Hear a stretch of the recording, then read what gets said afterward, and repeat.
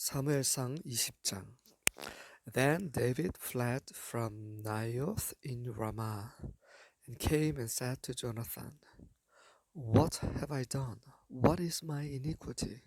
And what is my sin before your father, that he is seeking my life? He said to him, Far from it, you shall not die. Behold, my father does nothing either great or small without disclosing it to me.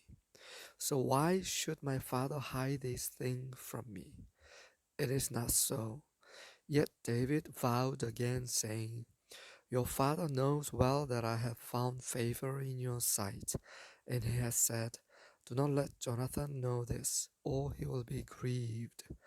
But truly as Yahweh lives, and as your soul lives, there is hardly a step between me and death. Then Jonathan said to David, Whatever you say, I will do for you.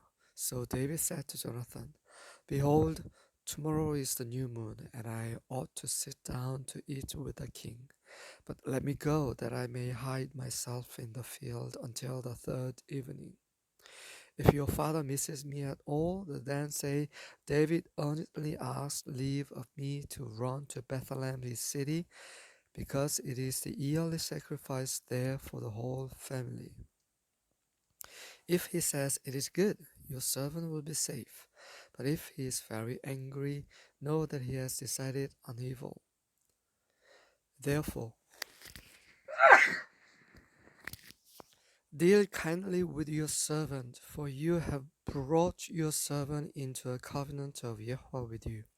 But if there is iniquity in me, put me to death yourself. For why then should you bring me to your father?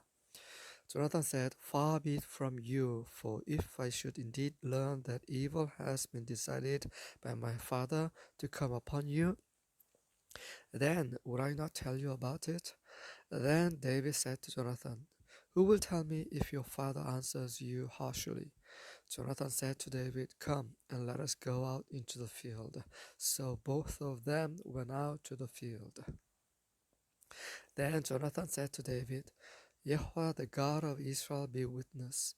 When I have sounded out my father about this time tomorrow, or the third day, behold, if there is good feeling toward David, shall I not then send to you and make it known to you?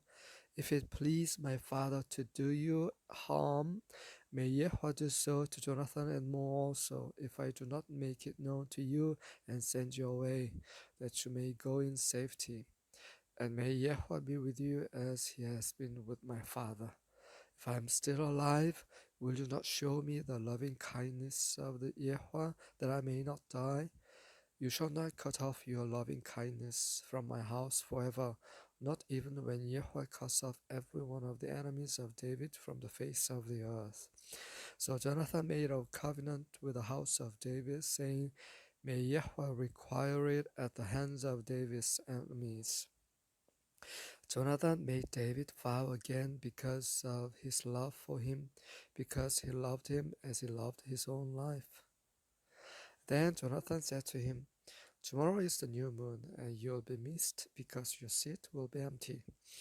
When you have stayed for 3 days, you shall go down quickly and come to the place where you hid yourself on that eventful day, and you shall remain by the stone Ezel. I will shoot 3 arrows to the side, as though I shot at a target. And behold, I will send the lad, saying, Go, find the arrows. If I specifically say to the lad, Behold, the arrows are on this side of you, get them, then come, for there is safety for you and no harm, as Yahweh lives.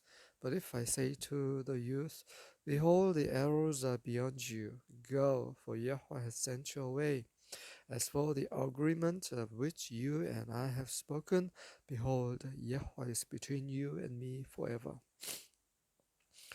So David hid in the field, and when the new moon came, the king sat down to eat food.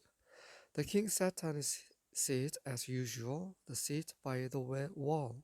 Then Jonathan rose up, and Abner sat down by Saul's side. But David's place was empty. Nevertheless, Saul did not speak anything that day, for he thought, It's an accident. He's not clean. Surely he's not clean. It came about the next day, the second day of the new moon, that David's place was empty. So Saul said to Jonathan his son, Why has the son of Jesse not come to the meal, either yesterday or today? Jonathan then answered Saul, David earnestly asked leave of me to go to Bethlehem, for he said, Please let me go, since our family has a sacrifice in the city, and my brother has commanded me to attend. And now, if I have found favor in your sight, please let me get away that I may see my brothers. For this reason, he has not come to the king's table. Then Saul's anger burned against Jonathan, and he said to him, You son of a perverse, rebellious woman, do I not know that you are choosing the son of Jesse to your own shame and to the shame of your mother's nakedness? For as long as the son of Jesse lives on the earth, neither you nor your kingdom will be established. Therefore, now send and bring him to me, for he must surely die. But Jonathan answered Saul his father and said to him, Why should he be put to death? What has he done? Then Saul hurled his spear at him to strike him down. So Jonathan knew that his father had decided to put David to death. Then Jonathan arose from the table in fierce anger, and did not eat food on the second day of the new moon, for he was grieved over David, because his father had dishonored him. Now it came about in the morning that Jonathan went out into the field for the appointment with David, and the little lad was with him. He said to his lad, Run, find now the arrows which I am about to shoot. As the lad was running, he shot an arrow past him. When the lad reached the place of the arrow which Jonathan had shot, Jonathan called after the lad and said, Is not the arrow beyond you? And Jonathan called after the lad, Hurry, be quick, do not stay. And Jonathan's lad picked up the arrow and came to his master. But the lad was not aware of anything. Only Jonathan and David knew about the matter. Then Jonathan gave his weapons to his lad and said to him, Go, bring them to the city. When the lad was gone, David rose from the south side and fell on his face to the ground and bowed 3 times. And they kissed each other and wept together. But David wept the more. Jonathan said to David, Go in safety, inasmuch as we have sworn to each other in the name of Yahweh, saying, Yahweh will be between me and you, and between my descendants and your descendants forever. Then he rose and departed, while Jonathan went into the city.